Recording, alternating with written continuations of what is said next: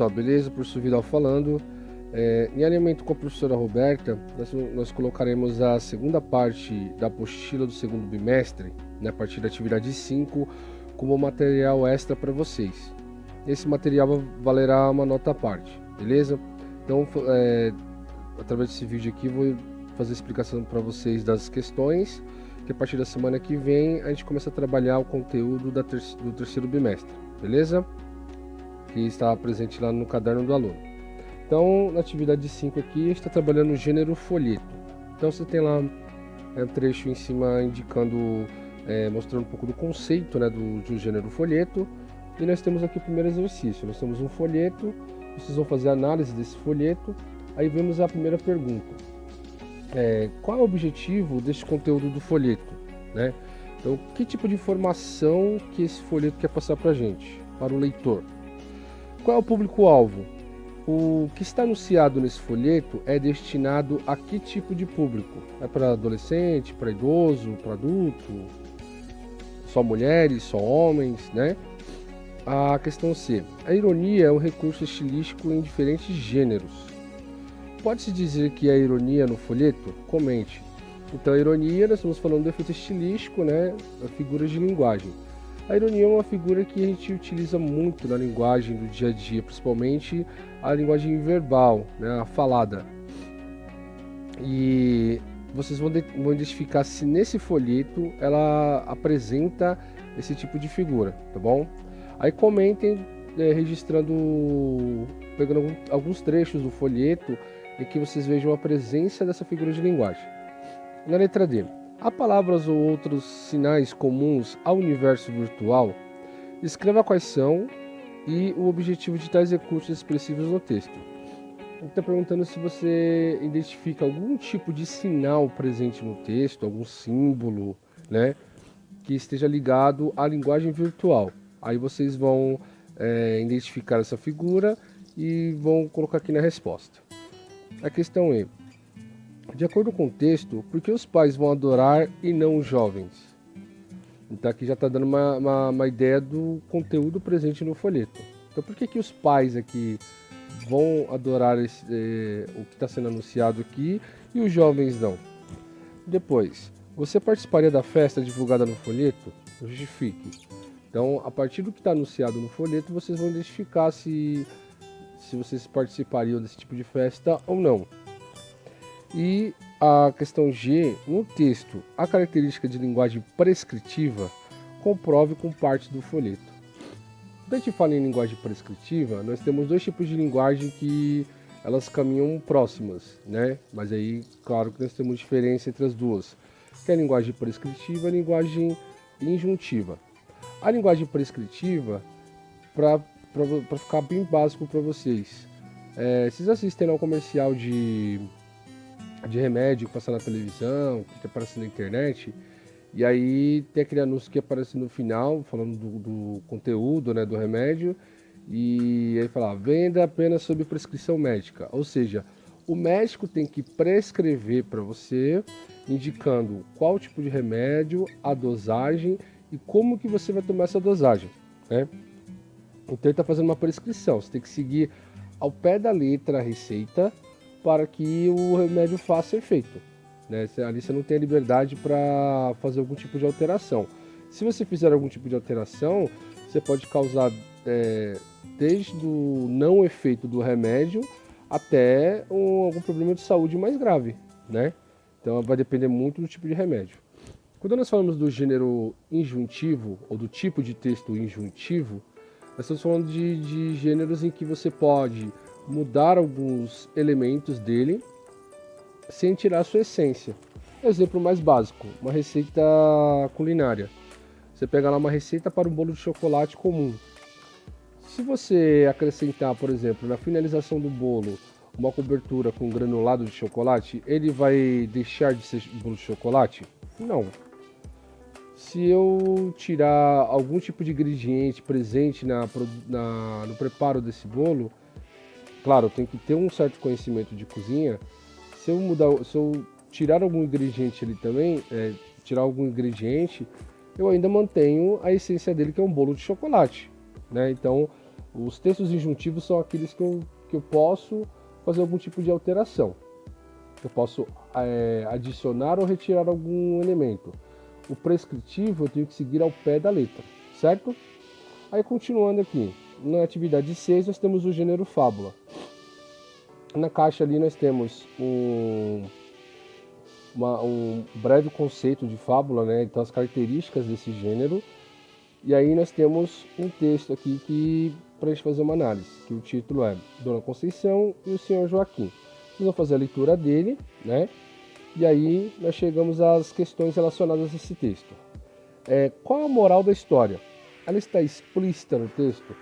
Quando a gente fala de moralidade, né, moral é o ensinamento que vem presente na fábula, é a principal característica do gênero fábula. Ele conta uma historinha, as personagens são interpretadas por animais, mas com características humanas, e no final ele sempre traz um ensinamento a partir daquela história, certo? E está perguntando se ele está explícito. Explícito é quando tem uma informação que está muito nítida dentro de um texto. Pode ser uma imagem também, né? Então é quando a informação está muito explícita. Depois, reflita sobre os argumentos da fábula e comente. Vocês vão analisar os argumentos dessa fábula aqui, né? Quais são os argumentos que o autor do texto usa para passar essa moralidade. E aí vocês vão fazer comentários. Depois, é possível indicar o lugar onde ocorrem os fatos? Aí vocês vão justificar. Aqui vocês estão tá relacionado ao espaço do texto. Eu consigo indicar o lugar onde acontecem essas ações? Depois, a fábula Dona Conceição e o Senhor Joaquim possui diversas características. Escreva quais são, exemplificando com partes do texto. Então, quais são as características presentes dentro do texto? Aqui ele está falando exatamente do gênero, está falando da história em si. Então, quais são as características que ele possui? Né? A forma como é abordada, o texto, o tema, né? Então, vocês vão colocar aqui utilizando parte do texto para justificar a resposta. Depois, há palavras, expressões e marcas linguísticas que remetem ao português falado em Portugal? Identifiquem quais trechos do texto isto se comprova. Então, assim, quando a gente fala em marca linguística, nós estamos falando de, pode ser, expressões, a forma como a língua portuguesa é colocada, né, que se a gente for falar da língua portuguesa em Portugal, ela tem uma estrutura um pouco diferente da nossa, né? E palavras também, palavras que lá são comuns a serem utilizadas que muitas vezes a gente nem conhece, tá? Então vocês vão identificar essas palavras aqui no texto, beleza? Continuando aqui, atividade 7, que é a prática de escrita, resumo. Então aqui nós temos o box aqui, explicando qual o conceito de resumo, né? Que o resumo ele vira um gênero textual, ele é um gênero que advém de qualquer outro tipo de gênero textual, né? Porque quando você faz o resumo, você está sintetizando em poucas palavras qual o contexto daquele texto, tá? E aí vocês vão analisando aqui, nós temos a atividade 8, que é uma prática de escrita. Então, vocês analisando aqui o texto, vocês observam aqui embaixo nós temos 3 quadrinhos, né? Cada quadrinho ele está denotando ali embaixo o tipo de sentimento presente no diálogo daquelas personagens, né? Vocês estão vendo a silhueta aqui dessas personagens, são o galo conversando com a galinha, tem a cena que aparece os pintinhos.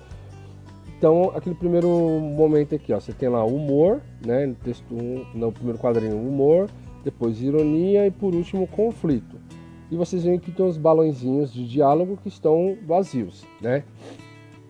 Aqui vocês vão fazer o seguinte, vão transcrever nas caixas de diálogo os textos narrativos correspondentes ao humor, à ironia e ao conflito. E para facilitar, vocês vão ter um exemplo aqui embaixo, né?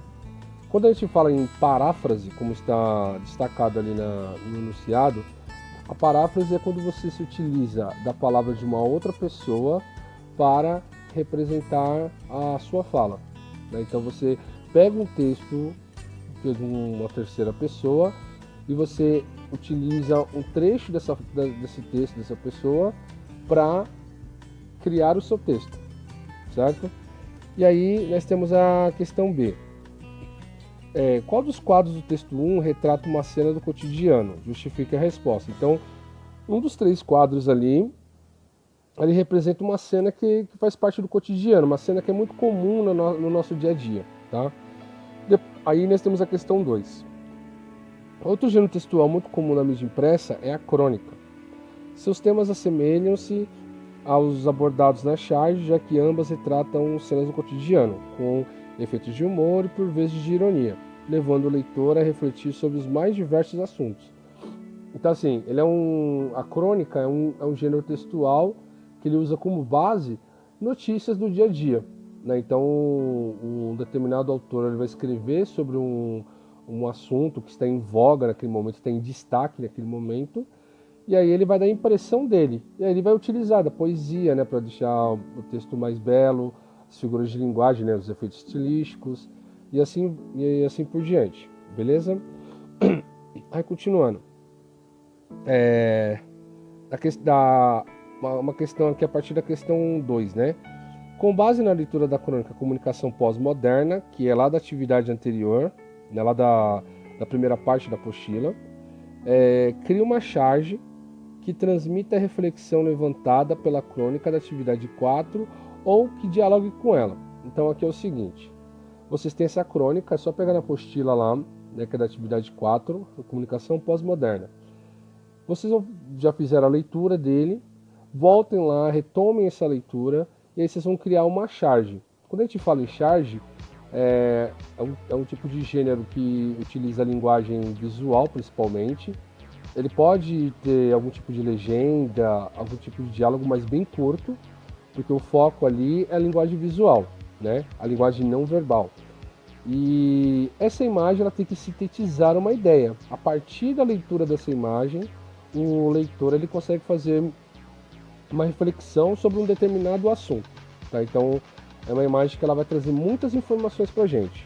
Aí vocês vão criar esse tipo de imagem aqui usando esse box aqui, ou vocês podem fazer uma folha à parte e mandar para a gente essa atividade, tá bom? Aí aqui embaixo nós temos aqui o Saiba Mais, que nós temos alguns boxes que estão trazendo o conceito de outros gêneros que trabalham com essa linguagem não verbal. Então nós temos lá a charge, aí se você tem aqui o conceito, o cartoon e a tirinha, tá? Então aqui tem o conceito, aqui tem algumas informações a mais. E aí, para a gente finalizar aqui, na última página, a crônica Comunicação Pós-Moderna trata de um fato que observamos todos os dias, ou seja, as pessoas estão imersas no celular e não percebem o mundo ao seu redor. E você? Qual a sua frequência de uso do celular? Aqui seria como se fosse uma pequena pesquisa, só para vocês de repente entenderem o quão vocês estão ligados a esse tipo de tecnologia, né? Então até lá. Assinar abaixo a resposta que mais se adapta ao seu estilo de vida. Ao acordar, o seu primeiro contato do dia com o aparelho é ainda na cama ou após o café da manhã? Você conversa com frequência com seus amigos por meio do celular ou pessoalmente na sua frente? Se a bateria do seu celular acaba durante o dia e não tem como recarregá-lo, você se desespera porque sente que falta algo ou espera chegar em casa para recarregá-lo? E aí, aqui embaixo nós temos um link aqui, né? Você é viciado no celular?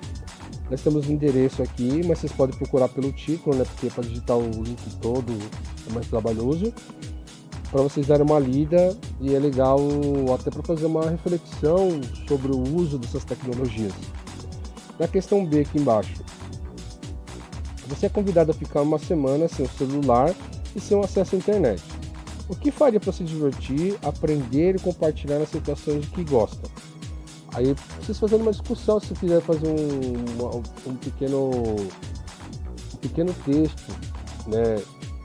Vocês fazendo uma reflexão sobre essa comanda aqui, pode ser também, tá? E por último, você já ouviu falar de nomofobia? É uma doença ou um vício? Aí vocês vão pesquisar o termo, fazer uma lida lá sobre o termo e justificar a resposta. Se vocês entendem ela como uma doença ou um vício, tá? E vocês vão fazer a justificativa aqui.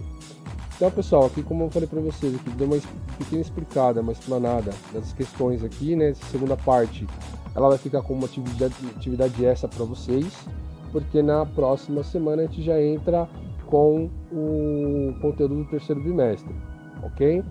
Então, o conteúdo aqui alinhado aqui entre a professora Roberta e eu, e aí a gente vai continuar com essas gravações de vídeos para vocês, dando esse suporte. Beleza, pessoal? Valeu, galerinha. Até mais.